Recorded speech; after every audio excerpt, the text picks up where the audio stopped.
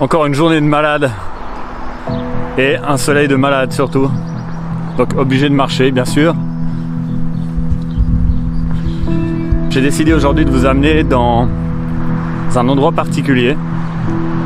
C'est un hackathon ou on l'appelle aussi un game jam. Et je vais vous montrer un petit peu comment c'est fait à l'intérieur. Il y a 1 heure, il y avait un orage avec des éclairs. C'était vraiment hallucinant, il faisait carrément froid. On est bientôt arrivé. Look at that! Good morning, my beauties. Let's come together. Si vous vous souvenez de cette personne, peut-être vous vous souvenez aussi de ça.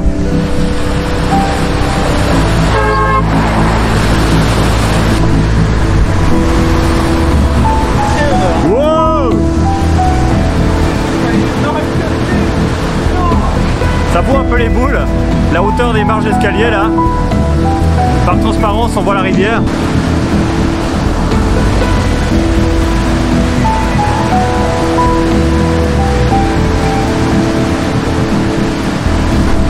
C'est vraiment un endroit particulier. Il n'y en a pas beaucoup des comme ça dans la région en tout cas. En vrai, connard.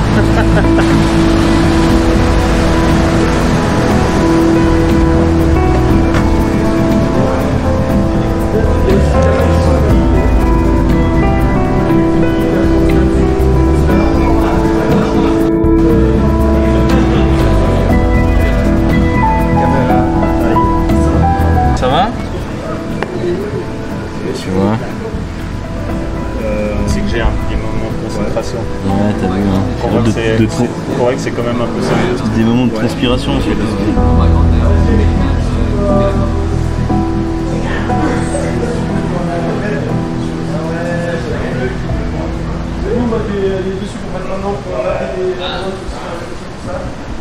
Je suis là actuellement donc c'est quoi les sous-sols finalement?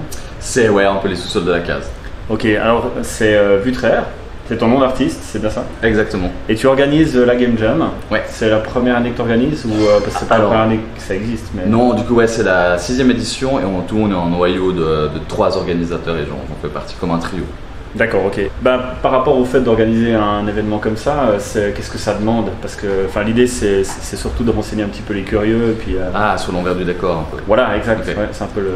Alors nous, on a des préoccupations, c'est-à-dire qu'on a un objectif avec l'événement, c'est que les gens ils puissent venir ici et puis pouvoir se défouler énormément d'une manière créative. En fait, ce qu'on essaie de faire un maximum, c'est que tout le reste, ils n'aient pas besoin de s'en occuper. C'est-à-dire que nous, on donne un certain soin en fait pour que juste le côté logistique, ça roule, le fait qu'on puisse dormir, le fait qu'on puisse manger, le fait qu'il y ait de la place, qu'au niveau de l'électricité ça fonctionne et tout, etc. Okay. Comme ça les gens ils viennent, nous on pose un cadre qui est assez psychédélique, un peu foufou aussi pour nourrir un peu l'imaginaire et puis les envies créatives les plus développées. Ouais, j'ai pu constater. Voilà. Et du coup voilà, c'est ça vraiment notre objectif en fait au premier, c'est genre vraiment créer une espèce de cocon un peu cool où les gens ils peuvent se lâcher. D'accord, donc là on a pu voir parce que j'ai montré un petit peu les lieux, etc. qu'il y a pas mal de monde, comme ça au jet de pierre, ça fait combien de personnes à peu près? Alors du coup on avait une 50aine d'inscrits. Donc vous refusez des inscriptions je pense hein. Alors c'est allé assez vite cette année, c'était fou, c'est-à-dire qu'en 5 minutes, tous les 50 inscriptions étaient parties. Et 5 minutes. C'était ouais. Ça fait rêver quoi pour certains qui organisent des trucs, des events et il y a 10 personnes qui viennent. Ouais, du coup on était content quoi. Enfin, d'accord.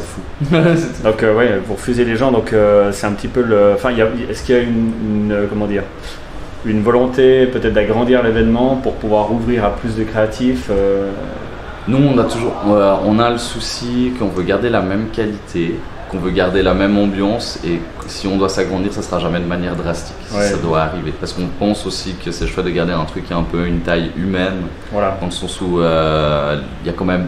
les échanges sont importants entre les gens en fait et c'est plus facile aussi quand on est dans un espace plus petit.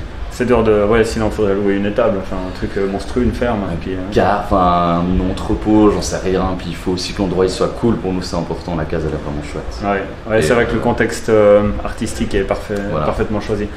Donc ouais, le lieu comme ça, c'était difficile d'avoir à disposition des locaux comme celui-ci, parce que d'habitude c'est un restaurant. Hein, exactement. C'est ça qui est atypique. En fait, les mecs, pendant la Game Jam, vont dormir sur place.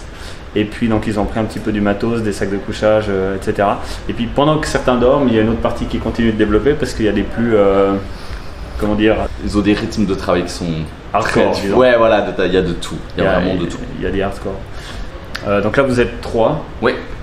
Je peux juste avoir peut-être un petit mot sur les gens qui organisent. Alors, ouais, on a 3 profils assez différents.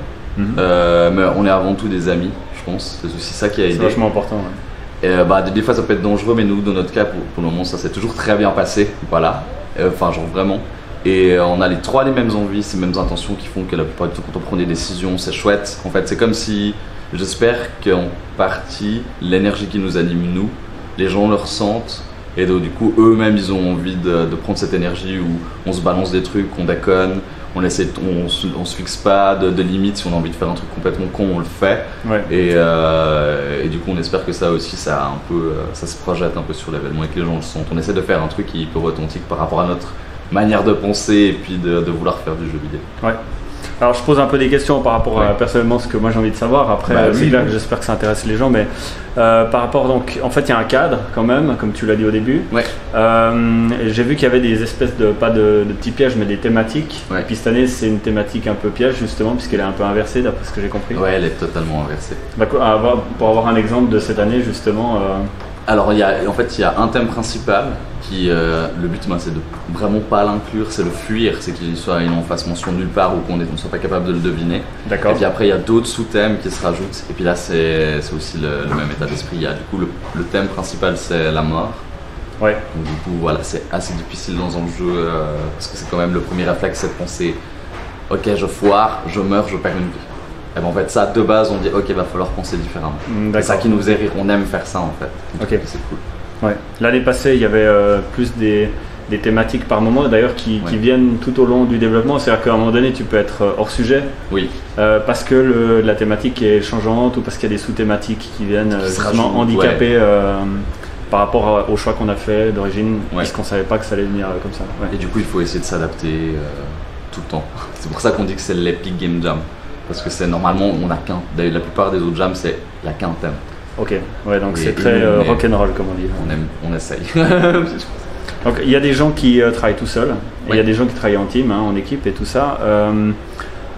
Par rapport à l'historique des choses, les résultats sont beaucoup influencés du fait que certains travaillent seuls ou en équipe. Enfin, les résultats généralement sont meilleurs en équipe ou comment C'est délicat parce que c'est subjectif de toute façon. Mais... Bah en fait, oui, mais après on arrive quand même à deviner des choses quand on teste les jeux. C'est-à-dire que des fois il y a des grandes équipes et on voit que les gens communiquent pas forcément entre eux. Oui. Où il n'y avait pas la prise de conscience qu'en fait c'était hyper important. Parce qu'en fait aussi dans le développement de jeux vidéo, c'est aussi des domaines qui peuvent être hyper différents.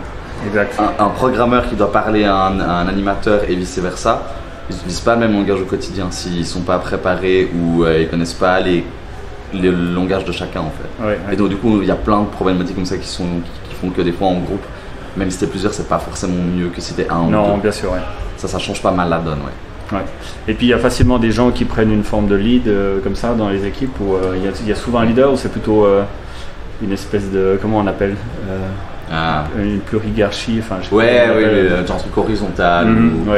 Là à nouveau ça dépend des personnalités des gens, mais ce qu'on a souvent facilement tendance à voir, c'est qu'il y a ce qu'on appelle le game designer. C'est un rôle qui est relativement important parce que c'est vraiment celui qui va dire. C'est comme un directeur artistique dans une souvent publicité. En game jam c'est souvent vécu comme ça. D'accord. Vraiment, encore ça dépend vraiment des équipes, mais et du coup lui c'est celui peut-être qui a le rôle un peu plus du leader ou peut-être à certaines personnes il faut imposer des décisions parce qu'on a peu de temps et des fois il faut trancher quoi. Ok, alors je vous mettrai le lien dans la description du site. Il y a un site internet, naturellement. Twitter, Instagram. En plus là, il y a un compteur dynamique d'après ce que j'ai pu jusqu'à la fin, puisque c'est dans un jour exactement, c'est-à-dire y compris la nuit. Et puis là, pour l'année prochaine, si ça vous intéresse, pensez à vous inscrire très rapidement. Voilà. Comment ça se passe? Il y a aussi un compteur. Nous, on avertit un peu de temps avant l'heure à laquelle on va ouvrir les inscriptions, et puis après, il faut avoir de la chatte. Ok, parfait. Bon, merci beaucoup. Merci. Et puis, je te souhaite bonne chance dans les prochaines éditions. Peut-être que je serai là, peut-être pas, on verra. Avec plaisir en tout cas. Merci beaucoup. Merci. Mais moi je me déplace toujours comme ça. Donc ça c'est un cycle de démarche développé par un développeur. C'est ça. C'est ça. Par toi en l'occurrence. C'est ça, exactement. C'est assez poussé. Ouais. Bah, donc c'est des années d'expérience pour en arriver là. Ce que je voulais surtout rendre compte, c'est un peu le niveau de bordel. Ah bravo, on s'est fait piéger. C'est pas hyper intéressant un développeur qui travaille en fait. C'est beaucoup dur. C'est beaucoup dur. Il prend un air intelligent, ça donne quoi? Ah oui. C'est catégorique. C'est catégorique, je ne comprends pas pourquoi ça marche pas.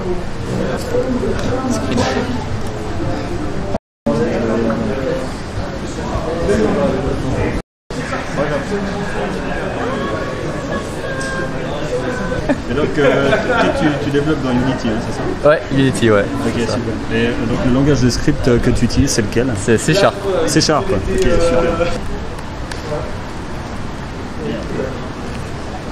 Moi j'adore les artistes qui font. Ils se sentent mal, j'imagine, qu'à chaque fois ce soit toujours les artistes qui aient le devant de la scène parce qu'ils font des trucs cool, ils font des beaux dessins et tout. Puis les développeurs ils font que de la merde, c'est pas intéressant de voir un développeur programmer. Du coup, c'est Chou Pastagrey qui vient, il fait allez, montrez-moi des trucs intéressants, on vous donne pour une fois le projet. Et non, c'est toujours aussi chiant.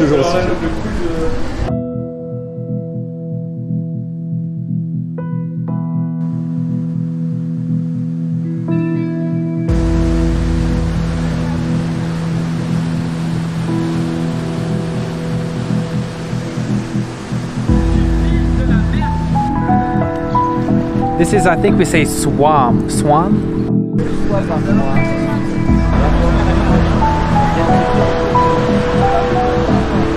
Tu peux nous dire comment tu fais pour avoir autant de subs, connard? Non, là ça va pas aller. Ah, elle a gardé celle-là comme ça.